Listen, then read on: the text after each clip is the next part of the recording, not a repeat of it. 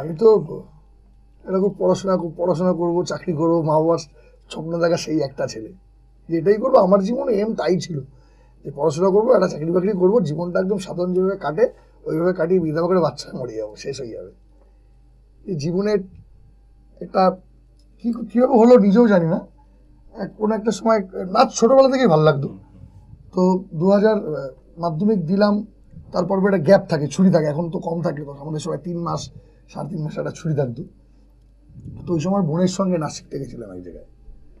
তো জাস্ট দেখতে গেছিলাম, শিখতেও যাই আমার নিজের বোনের সঙ্গে। বোন নাচ শিখতো তখন, তো নাচ দেখতে গেছিলাম, যেহেতু নিজের ভালো লাগে তাই। ওই দেখতে গিয়ে তারপরে একটু শেখা থেকে তারপরে একটা সময় যখন আমি ফার্স্ট স্টেজ ছিলাম, তখন এই নাচটা আমার অনেকে বাঁচিয়েছে মানে আমি এখন তখন দেখতাম আমি নাচ করেই যেন ভালো আছি, খুব ভালো আছি নাচ করে। তো তখন ওই ভালো থাকাটা আমার আস্তে আস্তে প্যাশনেটটা পুরো প্রফেশন হয়ে গেল।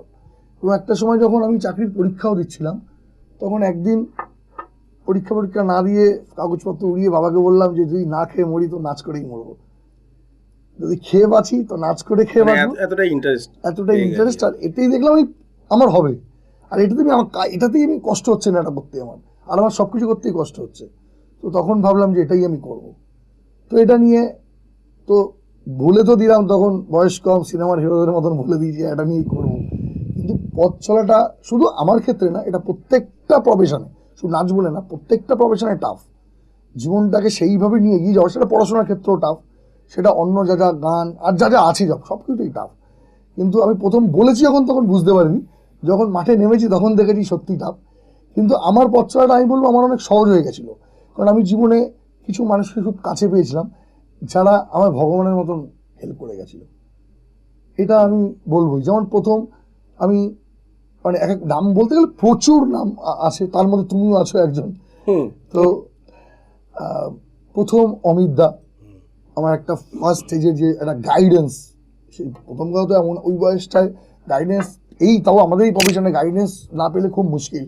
আমাকে ওই সময়টা খুব গাইডেন্স দিচ্ছিল না, এইভাবে ট্র্যাকটা এইভাবে হয়, এইভাবে ডিসিপ্লিনলিভাবে এটা করতে হয়, এইভাবে ডেডিকেশন রাখতে হয়, তাহলে এই ডেডিকেশন তুমি যদি দাও তুমি তার ব্যাক পাবে।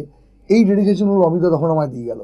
দেন আর একটা ভগবানের মতন, ওটা তো আমার ম্যাজিক হয়ে গেছিলো, সেটা রুদ্রদা ম্যাজিকের রুডি রকার্স আমি করে ফেললাম। তারপরে শো করতে করতে প্রচুর লোকের সাথে পরিচয় হলো। দেন আর একজন ত্যাগ করে আমার কাজে লেগেলো দেবলীনা নন্দী, ও আমায় টুক করে কী ওর মনে হলো ম্যাক্স পারবে, নিয়ে আসলো। তারপরে তুমি হঠাৎ করে একদিন বললে কি করছিস, মাথায় করে মঞ্চ করে কিন্তু জীবন হবে না, একসময় কিন্তু বয়স হয়ে নাচ আর করতে পারবি না। তোমার পাশাপাশি আকাশ দা, আয়ুষ দাও বললো অন্য ট্র্যাক ধর, কিন্তু ভাই এতে কিন্তু চলবে না। যাই হোক, আস্তে আস্তে তোমাদের সেই গাইডেন্স, যে ট্র্যাক, তারপরে অভিজিৎ পালদা, ও আমাকে বেশ সেই সময় হয়তো আমাকে কোরিওগ্রাফিতে মানে স্ক্রিন কোরিওগ্রাফিতে কোনো হেল্প করেনি, কিন্তু সেই সময় ডান্স কোরিওগ্রাফি করার জন্য কিছু সেলিব্রিটিদের সঙ্গে দেখা করানো, যেমন ওর জন্য দেবলীনা কুমার, তার সঙ্গে দেখা হয়েছে আমার। দিদি আমাকে, আমার কাজ দেখে ভালো লেগেছে, দিদি আমাকে উইন্ডোজে ঢুকিয়েছে। অভিজিৎ পাল একটা খুব ফ্যাক্টর আছে। আর একটা নাম আছে সত্যজিৎ দা, তখন আমি মোটামুটি কোরিওগ্রাফি করছি, কভার সং টং, দেবলীনা কিছু ছোটো ছোটো ইন্ডিপেন্ডেন্ট কাজ করছি, তখন আমাকে একটা চ্যানেলে সান টিভিতে পাঠালো, ওটা একটা চ্যানেল মারফত কোরিওগ্রাফি করার জন্য। তারপরে কেশবও একটা আমায় খুব হেল্প করেছিল, একটা ভালো প্রোডাকশন আমায় নিয়ে গেছিলো। না, আমি চলার পথে যাদের পেয়েছি আমার আপাতত কেউ ক্ষতি করেনি, আমিও কারো ক্ষতি করি না কখনো, মানে বুঝে শুনে। যদি হয়ে যায় বাই চান্স সেটা অন্য ব্যাপার, কিন্তু আমার পথ চলতে যারা চলে যায় আমাকে তারা সবসময় সাপোর্ট পেয়ে গেছি, এবং এখনও যাদের পাই তারা আমাকে সাপোর্ট করে যায়, যার জন্য আমার পথটা দুর্গম হলেও মানে একটা পথ ছিল, মানে এরকম হয়নি যে আমাকে পথ কেটে বের করতে হয়েছে। পথটা দুর্গম ছিল, কিন্তু পথটা ছিল একদম। এবারে বলবো স্ত্রীর কাছ থেকে জেনে নেব। ওর পুরোটাই অপোজিট আমার, মানে ছোটবেলাকার ব্যাপারটা। ওর যেরকম বাড়িতে খুব একটা সাপোর্ট ছিল না ডান্স নিয়ে, আমার ছিল। আমার মা আমার বাবা দুজনে ভীষণ সাপোর্ট করতো। আমি 3 বছর বয়স থেকেই ওই মিউজিক সিস্টেম চালিয়ে দিলে ওই লাফাতাম, তাই দেখে তো শখ হয়েছে মেয়েকে নাচ শেখাবে, তো তাই শিখিয়েছে। তারপরে নাচ নিয়ে পড়াশোনা করলাম, করে তারপরে মনে হলো এই পড়াশোনার চ্যাপ্টারটা আমি জানি না। হ্যাঁ, আমি তোমার কত্থকের আমার 6th ইয়ার কমপ্লিট ছিল, আর ভরতনাট্যমে তোমার 4th ইয়ার। তা আমার যে গুরু অমররাজ বাসনেট, তা উনি ভীষণ আমাকে হেল্প করেছেন। এমন একটু পারিবারিক সমস্যা ছিল যার জন্য আমি ফিজ অবধি স্যারের দিতে পারিনি তখন, কিন্তু স্যার বলেছে তুই করে যা, তোকে ফিজ নিয়ে ভাবতে হবে না, তুই কর, তোর হবে।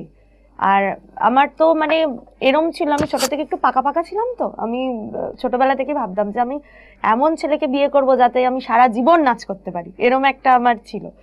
তা স্বাভাবিক তাড়াতাড়ি বিয়ে হয়ে যায়, আর এমন মানুষকে বিয়ে করি আমি পছন্দ করি নিজের জীবনে যে সত্যি আমার সারা জীবন তার সাথে আমার নাচটা থাকবে।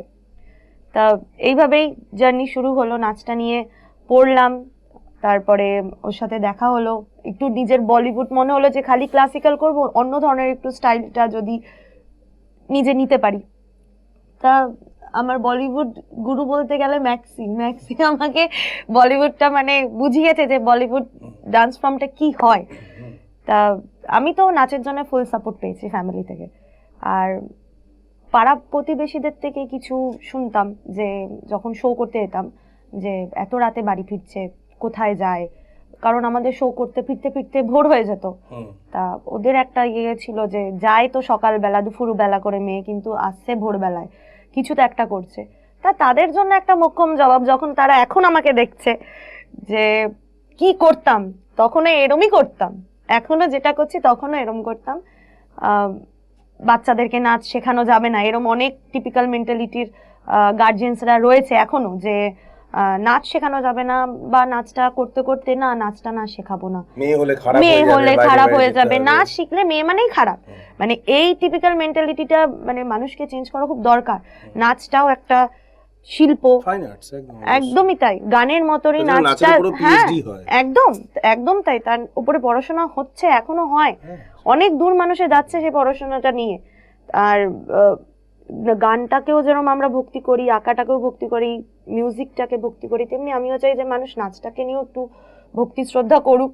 কিছু মানুষ আছে যারা বোঝে নাচটা কি, আর কিছু মানুষ যারা যে বোঝে না, তা তাদের জন্য যে করুক, মেয়েরা করুক না, যেটা মনটা চায় সেটা করুক, এটাই।